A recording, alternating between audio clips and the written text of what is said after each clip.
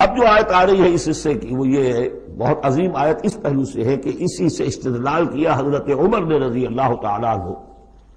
ہماری تاریخ کے ایک بہت اہم موقع پر، جبکہ خاصا اختلاف بھی اس میں پیدا ہو گیا تھا۔ پہلے وہ موقع سمجھ لیجئے جب حضرت عمر کے دور خلافت میں عراق فتح ہو گیا، شام فتح ہو گیا، ایران فتح ہو گیا، مصر فتح ہو گیا، تو ایک فرٹائل کریسنٹ کہلاتا ہے مڈل ایسٹ کا، بہت زرخیز علاقہ،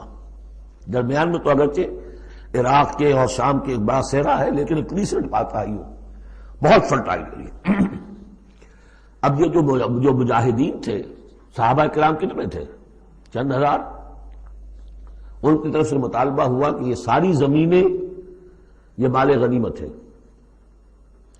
1/5 رکھیے بیت المال کے لیے، 4/5 ہمارے اندر تقسیم کر دی۔ اگر ایسا ہو جاتا تو تاریخ انسانی کی عظیم ترین جاگیرداری پیدا ہو جاتی، پورا ملک تقسیم ہو جاتا، چند ہزار صحابہ کے اندر۔ اس سے بھی آگے بڑھ کر اس میں امپلائڈ یہ بھی تھا کہ ان ملکوں کی تمام آبادی ہماری غلام ہے، تقسیم کر دیجئے انہیں۔ مال غنیمت میں جو غلام آتے تھے وہ تقسیم ہوتے تھے کہ نہیں؟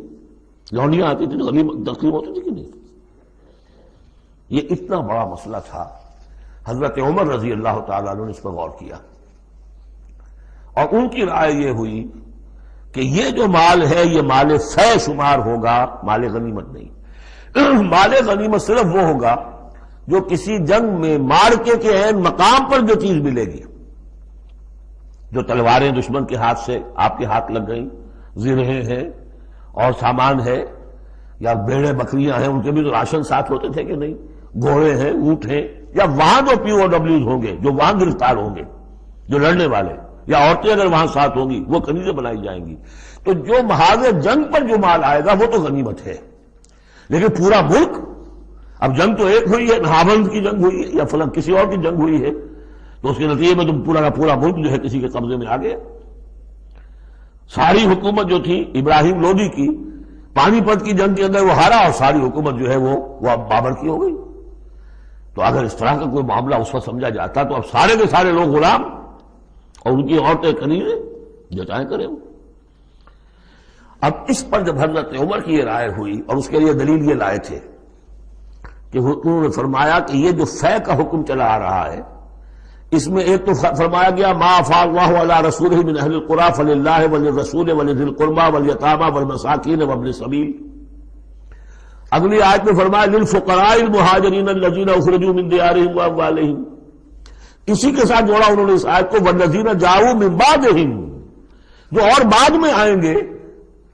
اب یہ ظاہر بات ہے کہ یہ آج تو جتنے چند ہزار مسلمان تھے انہوں نے فتح کر لیا، اب اتنی بڑی امت ہے جو مسلمان بعد میں آئیں گے، اس کا مطلب ان کا تو کوئی حصہ رہا ہی نہیں۔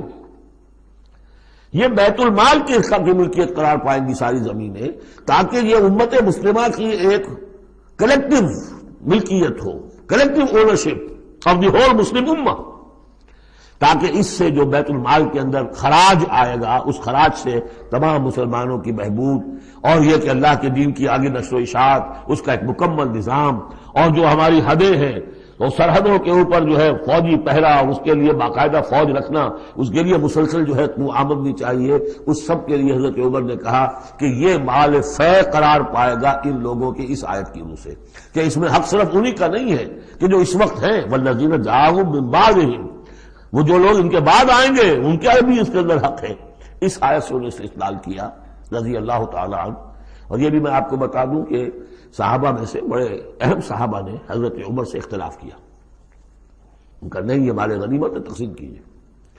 پھر یہ کہ ایک باقاعدہ جو ہے ایک کمیشن بنایا گیا، اس میں کچھ اوس کے، کچھ انصار اور کچھ جو ہے خزرج کے، ان کو ایک کمیشن بنایا گیا، انہوں نے غور کیا، سب کی بات سنی، اور پھر حضرت عمر رضی اللہ تعالیٰ عنہ کی رائے کے مطابق انہوں نے فیصلہ دیا، اور اسی پر پھر اجماع ہو گیا۔ اور اس سے اب مسلمان ممالک کے اندر جو اراضی ہیں ان کی دو مستقل قسمیں بن گئی ہیں، ایک اراضی عشری، ایک اراضی خراجی۔ عشری اراضی ان مسلمانوں کی قرار پائی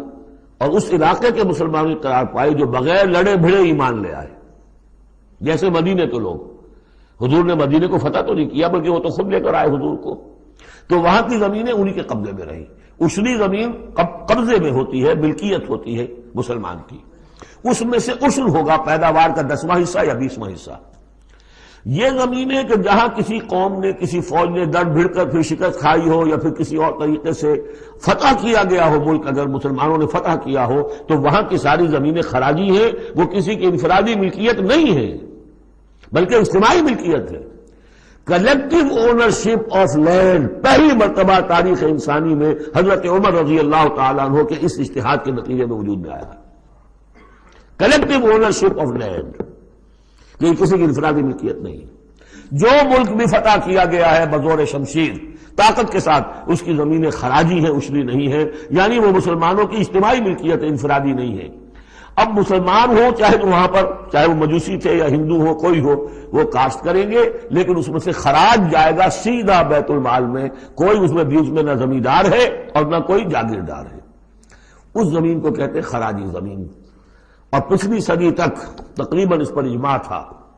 کہ ہندوستان کی ساری زمینیں خراجی ہیں، یہاں کوئی عشری زمین نہیں ہے، کوئی زمین ملکیت ہی نہیں ہے، کسی کی ملکیت نہیں، سب یہ مسلمانوں کی اجتماعی ملکیت ہے۔ چنانچہ قاضی صلاح اللہ پانی پتی رحمۃ اللہ علیہ پچھلی صدی کے بڑے عظیم مفسر، محدث، بہت بڑے صوفی، بہت بڑے مفتی، ان کی تفسیر جو ہے تفسیر مظہری، وہ انہوں نے اپنے مرشد کے نام پر لکھی خود ہے، لیکن نام تفسیر صلاحی نہیں رکھا، تفسیر مظہری اپنے استاد کے نام سے منسوب کیا۔ تو اس تفسیر کے لکھنے والے شخص نے جو رسالہ لکھا ہے مالا بدھ منہ، وہ فقہ کا ایک بہت ہی ابتدائی سا رسالہ ہے اور ہمارے سارے عربی مدارس میں وہ پڑھایا جاتا ہے۔ وہ فقہ کی تعلیم جو ہر مسلمان کو معلوم ہونی چاہیے، مالا بدھ منہ، اس میں صاف لکھا ہے ہندوستان میں کوئی زمین عشری ہے ہی نہیں، لہذا میں عشر کے مسائل اس میں لکھتا ہی نہیں۔ خام خواہ طلبہ کے دلوں پر بوجھ پڑے، کیا ضرورت ہے، جبکہ یہاں اس کی اپلیکیشن ہی نہیں ہے۔ ہندوستان میں کوئی زمین جو ہے عشری نہیں، سب خراجی ہے۔ خراجی ہے تو اس کا نتیجہ کیا نکلتا ہے کہ بالکل نیا بندوبست اراضی ہو سکتا ہے، ان جاگیرداروں سے زمین واپس لی جا سکتی، ملکیت ہی نہیں ہے ان کی۔